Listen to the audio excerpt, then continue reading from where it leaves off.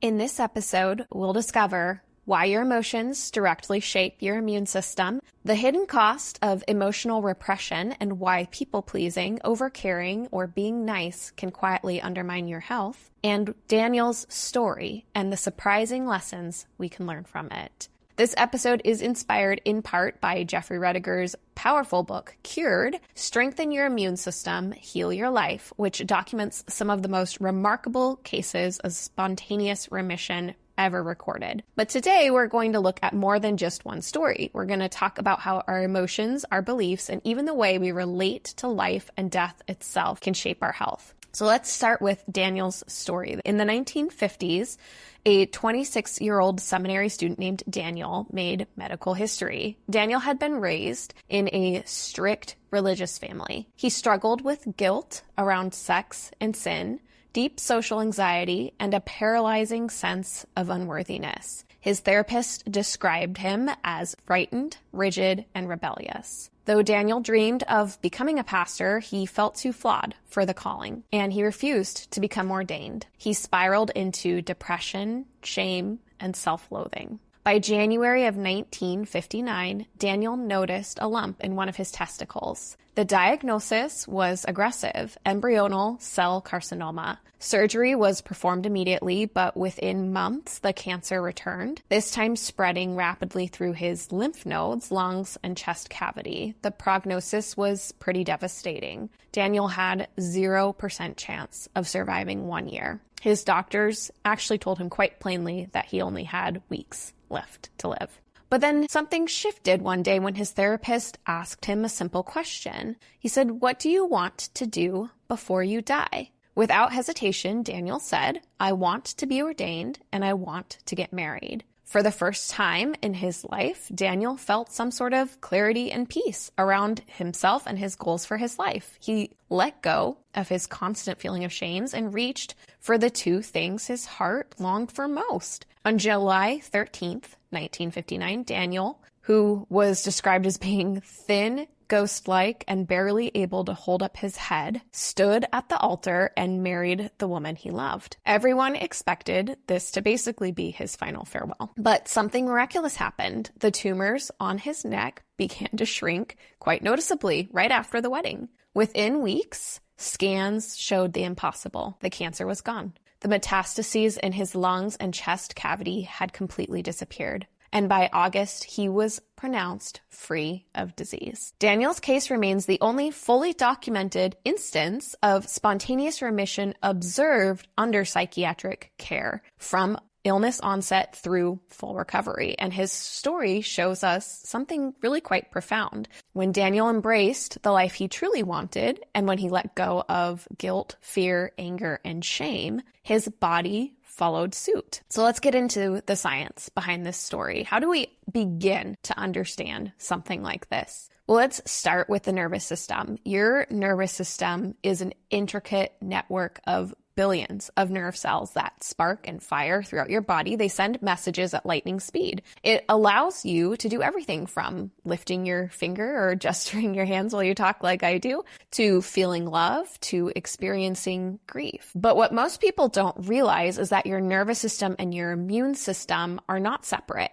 They are intimately connected. There are two overlapping networks that can constantly swap information and talk to each other. For example, the nervous system connects directly to the thymus, which is the gland that trains and releases our body's natural killer cells and other white blood cells, which are our immune defense. Even more astonishing is that researchers have discovered that immune cells themselves have neuroreceptors. So think of these receptors like radio frequencies. Just like a walkie-talkie only works if you're tuned to the same channel with somebody, your immune system cells are always tuned to the same channel as your nervous system. That means that whatever is happening in your mind, your thoughts, your emotions, your stress, your joy, is being broadcast directly into your immune system. So in Daniel's case, when he found peace, clarity, love, purpose, his immune system heard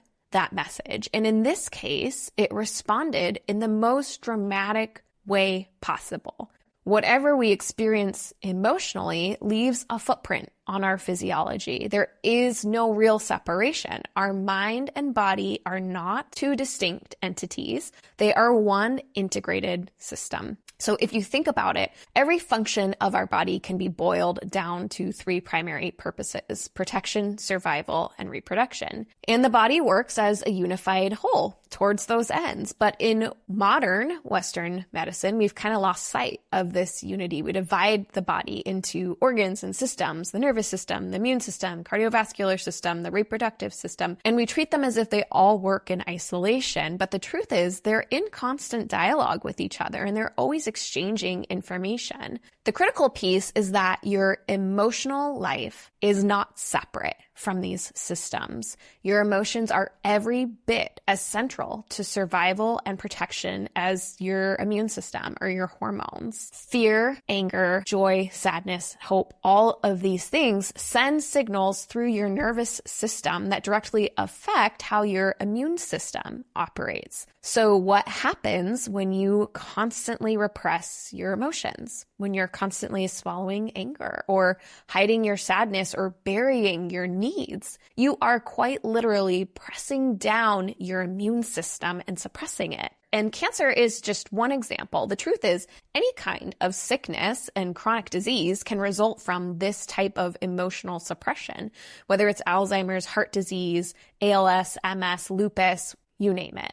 So the question becomes, who becomes sick and why? Well, researchers like Dr. Gabor Mate, who studied the emotional patterns of people with chronic illness and cancer, have found recurring traits. They are often people who put the emotional needs of others ahead of their own, sometimes to the point of ignoring themselves and their needs entirely. They carry the weight of the world on their shoulders. They say yes when they desperately need to say no. They repress healthy anger, believing it's unsafe to express anger. They tend to be very polite.